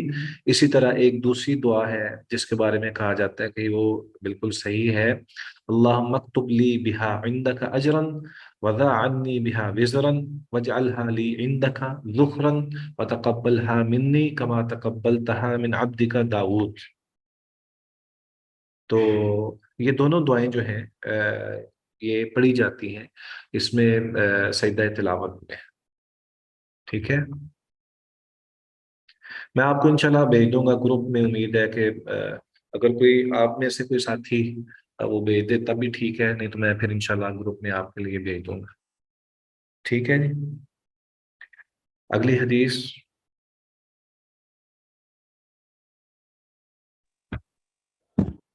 وعنه رضي الله تعالى عنه أن النبي صلى الله عليه وآله وسلم سجد بالنجم، رواه البخاري۔ جزاکم اللہ خیر۔ وعنہ یعنی عبداللہ ابن عباس رضی اللہ تعالی عنہما سے ہی روایت ہے کہ ان نبی صلی اللہ علیہ وآلہ وسلم سجد بالنجم، کہ نبی اکرم صلی اللہ علیہ وآلہ وسلم نے سورہ نجم میں سجدہ تلاوت کیا۔ صحیح بخاری کی یہ روایت ہے۔ اس میں یہ روایت جو ہے اس سے یہ ثابت ہوتا ہے کہ سورہ نجم کے اندر جو ہے وہ سجدہ ہے، اور بخاری کی یہ روایت ہے، اس لیے اس میں دوسری کوئی بات نہیں ہے۔ اس سے اس کے بعد والی جو روایت ہے اس میں بھی یہی ہے، اس کی بھی کوئی قرات کرے پھر اس میں ہم مزید بات کرتے ہیں۔ وعن زید بن ثابت رضی اللہ تعالی عنہ قال قرأت علی النبی صلی اللہ علیہ وسلم النجم فلم یسجد فیہا متفق علیہ۔ جزاکم اللہ خیر۔ اس حدیث میں اس بات کی طرف اشارہ ہے کہ نبی اکرم صلی اللہ علیہ وسلم نے سورہ نجم کے موقع پر سجدہ نہیں کیا، تو یہ دونوں روایتیں موجود ہیں۔ وعن زید بن ثابت، سیدنا زید بن ثابت رضی اللہ تعالی عنہ معروف صحابی ہیں، کاتب وحی ہیں، اور آپ صلی اللہ علیہ وسلم کی مصاحبت میں ہمیشہ رہا کرتے تھے، عمر ان کی کم تھی، تو وہ بیان کرتے ہیں کہ قرأت علی النبی صلی اللہ علیہ وآلہ وسلم النجم، کہ میں نے نبی اکرم صلی اللہ علیہ وآلہ وسلم پر سورہ نجم کی تلاوت کی، فلم یسجد فیہا، تو آپ صلی اللہ علیہ وآلہ وسلم نے اس موقع پر سجدہ تلاوت نہیں کیا۔ تو اس کا مطلب یہ نہیں ہے کہ یہاں پہ سجدہ ہے ہی نہیں، بلکہ اس سے مراد یہ ہے کہ کبھی آپ صلی اللہ علیہ وسلم نے سجدہ نہیں بھی کیا تو اس میں کوئی حرج نہیں ہے۔ تو اس سے یہ ثابت ہوتا ہے کہ اس کو ہم فرض قرار نہیں دے سکتے کہ یہ لازمی ہے، بلکہ اگر کسی وقت کسی شخص نے وہ نہیں بھی دیا تو اس پر اس کی جو ہے وہ کیا کہتے ہیں کہ دوبارہ اس کو ادا کرنا یہ کوئی فرض بات نہیں ہے. یہی جمہور کا موقف بھی یہی ہے کہ سجدہ تلاوت جو ہے وہ فرض نہیں بلکہ یہ مسنون ہے. بسم اللہ الرحمن الرحیم. جو ہم نے اس وقت حدیث پڑھی ہے سورہ نجم کے حوالے سے، اس میں اس سے یہ ثابت ہوتا ہے کہ جو سجدہ تلاوت ہے یہ فرض نہیں ہے. اگرچہ ہم نے پہلے ایک موقع پر یہ دیکھا ہے، ہم نے جیسے نبی اکرم صلی اللہ علیہ وآلہ وسلم سے جو روایت پہلے پڑھی ہے اس میں یہ ثابت ہوتا ہے کہ یہ فرض ہے. بعض علماء کا یہ موقف ہے کہ یہ فریضے کی صورت ہے کہ نبی اکرم صلی اللہ علیہ وسلم نے کبھی نہیں چھوڑا، لیکن بعض دیگر روایات کے اندر اس حوالے سے یہ چیز موجود ہے. جیسے یہ ہماری بخاری کی روایت ہے، اس میں تو سجدہ کیا ہے، اور متفق علیہ ایک روایت میں سجدہ نہیں کیا زید بن ثابت رضی اللہ تعالیٰ عنہ کی روایت میں، جس سے یہ ثابت ہوتا ہے کہ نبی صلی اللہ علیہ وآلہ وسلم اس کو سنت کے طور پر لیتے تھے. آپ نے کبھی سجدہ کیا ہے اور کبھی سجدہ نہیں کیا. دوسری بات اس سے یہ ثابت ہوتی ہے کہ جو نبی اکرم صلی اللہ علیہ وآلہ وسلم خود اس موقع پر سن رہے تھے نہ کہ خود تلاوت کر رہے تھے، تو آپ صلی اللہ علیہ وسلم نے خود سجدہ نہیں کیا اور زید بن ثابت کو بھی یہ نہیں کہا کہ تم سجدہ کرو. تو اگر کرنا ہے تو دونوں نے کرنا ہے، اگر نہیں کرنا تو دونوں نے ہی نہیں کیا. تو اس میں کوئی فرق نہیں ہے. سجدہ تلاوت کرنے والا اور تلاوت کو سننے والا دونوں کا ایک ہی حق ہے، اس پر لازم ہے کہ اگر وہ تلاوت کر رہے ہیں تب وہ سجدہ کرے، نہیں کر رہے تو تب وہ سجدہ کرے. تو یہ ساری چیزیں اس میں شامل ہیں. تو بہرحال اس سے یہ ثابت ہوتا ہے کہ نبی اکرم صلی اللہ علیہ وآلہ وسلم نے کبھی سجدے کو چھوڑا ہے اور یہ مسنون عمل ہے اور اس کی کوئی قضا نہیں ہے اور ضروری نہیں ہے. ٹھیک ہے. اس میں جاتے ہوئے سجدہ کرتے ہوئے کہ جب سجدہ کرنا ہے تو اس وقت اللہ اکبر کہے یا نہ کہے، یا اگر وہ بیٹھ کر تلاوت کر رہا ہے تو وہ جیسی حالت میں ویسے ہی وہ جھک جائے. تو اس میں بھی کوئی ضروری نہیں ہے کہ وہ اللہ اکبر کہے. ویسے تو سجدے کی جو ترتیب ہے یا جو سجدے کا جو ادب ہے وہ یہی ہے کہ جیسے وہ سجدہ کرے، سجدہ کرتے ہوئے اللہ اکبر کہے اور سجدے کے بعد سلام پھیرے. لیکن علماء یہ کہتے ہیں کہ سجدہ تلاوت میں اس بات کی کوئی ضرورت نہیں ہے. جیسے شکر کا سجدہ ہے کہ انسان جو ہے وہ سجدہ شکر کرتا ہے، تو اس میں بھی اس بات کی ضرورت نہیں ہوتی کہ وہ اللہ اکبر کہے اور باقاعدہ سلام پھیرے. اسی طرح سجدہ تلاوت میں بھی اس کی ضرورت نہیں ہوتی. اگلی حدیث ہم پڑھیں. خالد بن معدان.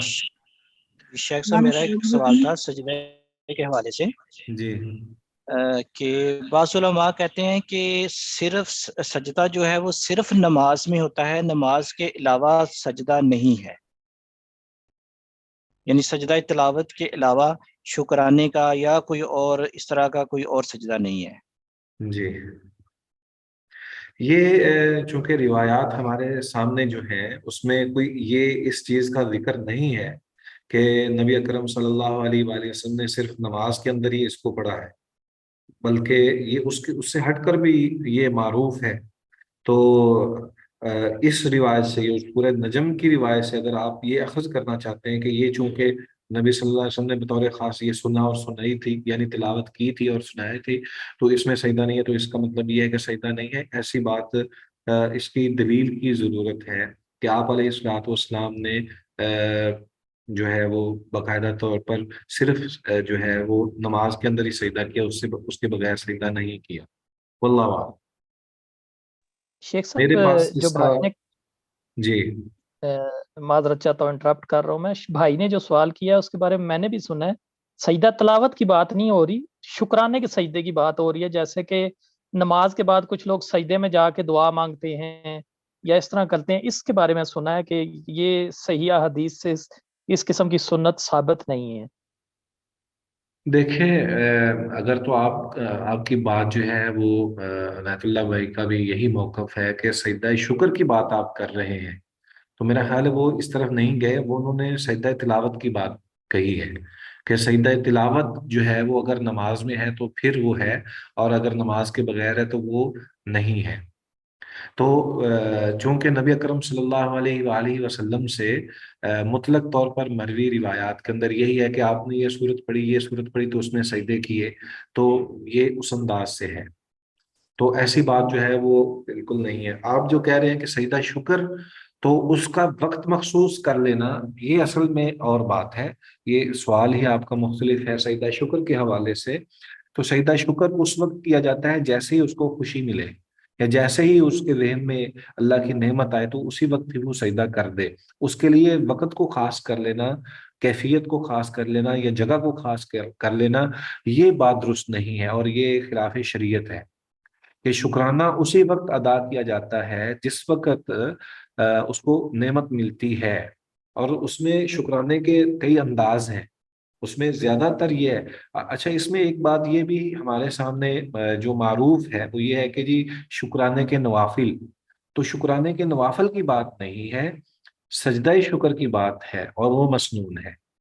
تو اسی طرح مختلف صحابہ سے یہ بات بھی سامنے آتی ہے کہ جب ان کو کوئی نعمت ملتی تھی تو ان کے پاس جو کچھ ہوتا وہ دے دیتے۔ جیسے غزوہ تبوک سے پیچھے رہنے والے جو 3 صحابہ تھے، ان میں سے جب اعلان کیا گیا کہ آپ کی توبہ جو ہے وہ قبول ہو گئی ہے، تو انہوں نے اسی وقت جو اپنے پاس موجود ان کے کپڑے تھے وہ ان کو دے دیے جس نے خوشخبری دی تھی۔ تو شکرانے کا یہ بھی انداز ہے ایک، کہ اس کے پاس جو موجود ہے وہ اللہ کی راہ میں خرچ کر دے۔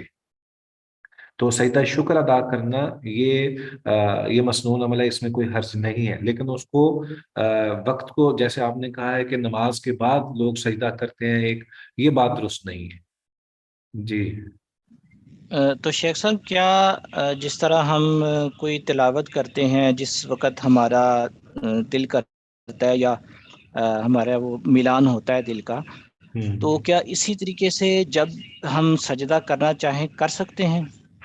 جی بالکل، آگے ایک حدیث آ رہی ہے، اس میں ابن عمر رضی اللہ تعالیٰ عنہ کی روایت ہے، جو غالباً اس موضوع کی آخری روایت ہے، 276 ہے ابن عمر رضی اللہ تعالیٰ عنہ کی۔ اس میں ہے کہ کان نبی صلی اللہ علیہ وسلم یقرأ علینا القرآن، کہ نبی اکرم صلی اللہ علیہ وسلم ہمارے سامنے قرآن کی تلاوت فرماتے تھے۔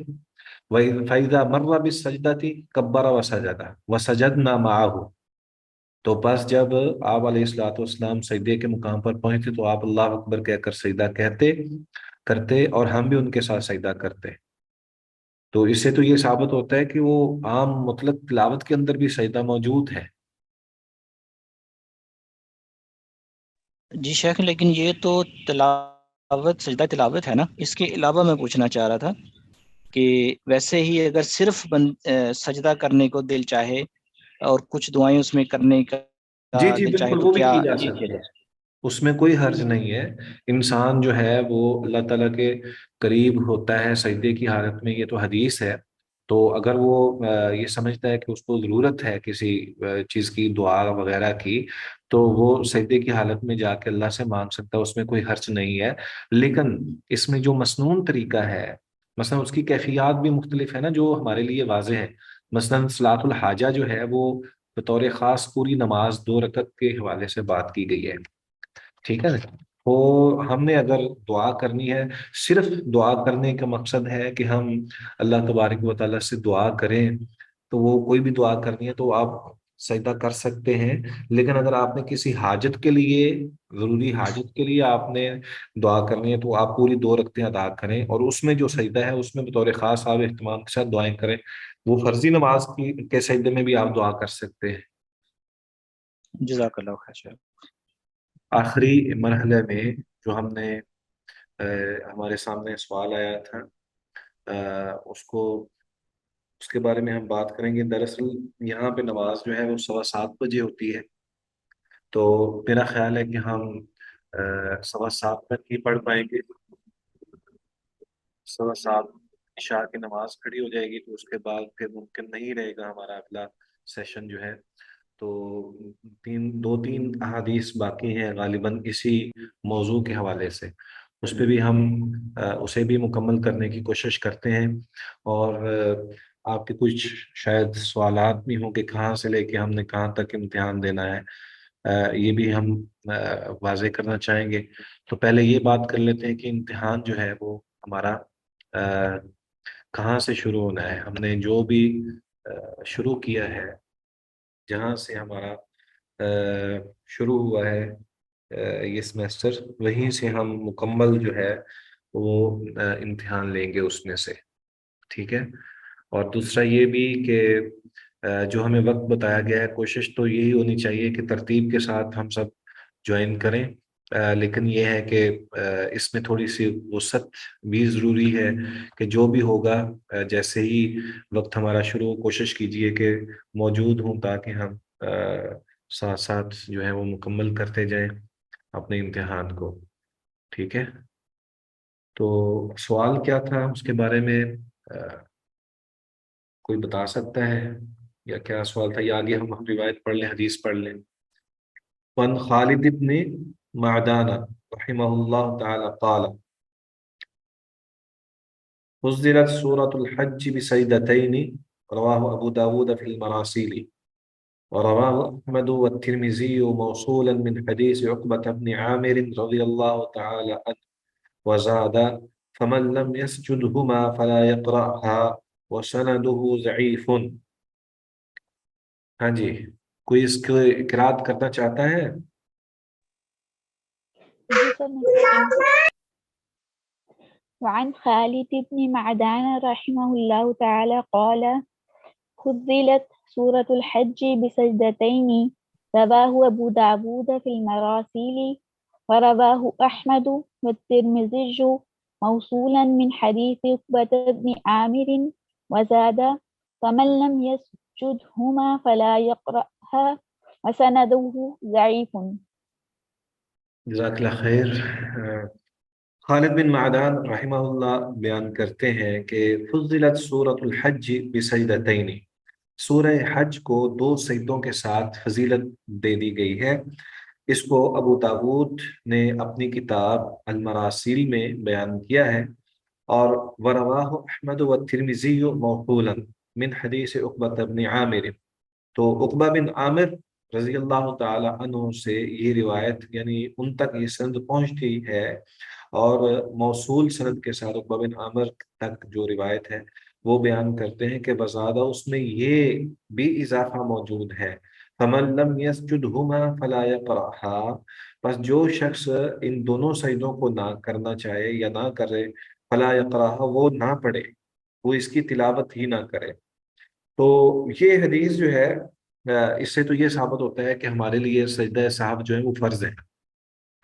تو یہ بات جو ہے یہ تھوڑی سی دلیل کی اس میں دلیل مطلوب ہے کہ یہ فرض ہونا جو ہے یہ تو اس میں اسی لیے کہا گیا ہے وَسَنَدُهُ ضعیف، کہ اس کی سند جو ہے وہ ضعیف ہے۔ تو کچھ نے کہا ہے کہ یہ سند جو ہے یا یہ روایت جو ہے وہ حسن تک اس کی صحت جو ہے وہ حسن تک پہنچتی ہے، یعنی اس کی تخریج جو ہے یا حکم جو ہے وہ حسن درجے کا ہے، لیکن زیادہ تر نے یہی کہا ہے کہ یہ ضعیف ہے۔ تو مقصد یہ ہے اس سے کہ سورہ حج کے اندر پہلی بات تو یہ ثابت ہوتی ہے کہ اس کے اندر 2 سجدے ہیں، اور 2 سجدے عقبہ بن عامر رضی اللہ تعالیٰ عنہ سے جو مروی ہے اس میں ہے کہ جو اس کو نہ پڑھے، جو اس سجدوں کو نہ ادا کر سکے وہ پڑھے ہی نہ، تو یہ بات جو ہے یہ درست نہیں ہے۔ اللہ تعالیٰ عالم۔ آپ نے کوئی سوال تھا ایمن آپ کا، وہ کیا تھا؟ سر وہ جو آپ صحابہ کرام کے بارے میں کہہ رہے تھے کہ جب ان کے ہاں بارے میں جی، کوئی ان کی وہ سوال یہ تھا کہ جو 3 صحابی غزوے سے پیچھے رہ گئے تھے، تو اللہ تبارک و تعالیٰ نے ان کے لیے تھوڑے سی آزمائش رکھی تھی، اور ان کی توبہ جو ہے وہ قبول نہیں ہو رہی تھی کہ وہ اپنی سستی کی وجہ سے نبی صلی اللہ علیہ وآلہ وسلم کے حکم کو نہ مان سکے۔ تو اس میں صحابہ کرام رضوان اللہ علیہ مجمعین کو جب پتہ چلا کہ ان کی توبہ قبول ہو گئی ہے، تو انہوں نے ایک صحابی نے دور کھڑے ہو کر ہی آواز دے دی کہ آپ کی توبہ قبول ہو گئی ہے، تو خوشی کے ساتھ ان کے پاس جو اس وقت جو ایکسٹرا چادر تھی وہ انہیں دے دی۔ تو یہ دیگر کئی صحابہ سے بھی اسی طرح ہی مروی ہے، اور یہ اس سے پہلے بھی یہ عمل موجود رہتا تھا کہ جب کوئی شخص کسی کو خوشخبری دیتا تو وہ خوشخبری کے موقع پر اس کو جو ہے وہ کوئی نہ کوئی چیز جو اس کے پاس ہوتی وہ دے دیتا۔ تو کیا اس پہ عمل کیا جانا چاہیے؟ جیسے آپ کا سوال تھا کہ کیا اس پہ صدقہ خیرات کرنا چاہیے، تو بعض اوقات جو ہے وہ انسان جو ہے وہ سجدہ شکر ادا کرتا ہے یا اللہ کا شکر ادا ویسے کرتا ہے، اور وہ شکر ادا کرنے کے جو مختلف طریقے ہیں ان میں سب سے بڑا طریقہ تو یہ ہے کہ وہ مزید جو نعمت دی گئی ہے اس کو حق طریقے کے ساتھ استعمال کرے۔ بعض اوقات اللہ تعالیٰ مثلا اولاد دیتا ہے، تو اولاد جو دی ہے اس کا شکر یہی ہے کہ اس کی صحیح تربیت کی جائے، اس کو دین کی تعلیم اور تربیت دی جائے اور اس کو ایک اچھا مسلمان بنایا جائے۔ اصل شکر تو یہ ہے۔ اسی طرح جب بھی کوئی نعمت کسی کو دی جاتی ہے تو اس کو ضائع نہ کرنا اور اس کا حق ادا کرنا، یہی اس کا شکر ادا کرنا ہے۔ پہلی جو اہم چیز ہے وہ تو یہ ہے۔ دوسری بات یہ ہے کہ فوری طور پر جو اس کو نعمت دی گئی ہے اس پہ وہ کیا کرے، اس میں وہ سجدہ شکر بھی ادا کر سکتا ہے اور اللہ تبارک و تعالیٰ کی حمد و ثنا بھی بیان کر سکتا ہے، اور اس کو کرنی چاہیے۔ اور اسی طرح وہ صدقہ و خیرات بھی دے سکتا ہے، اس میں بھی کوئی حرج نہیں ہے، اللہ اعلم۔ ٹھیک ہے جی سر۔ جی، سیدنا سر عمر وہ رضی ایک حضور صلی اللہ علیہ وسلم کی پیدائش پہ بھی ان کے وہ چچا نے آئی تھنک کوئی آزاد کیا تھا غلام یا اس طرح سے کچھ۔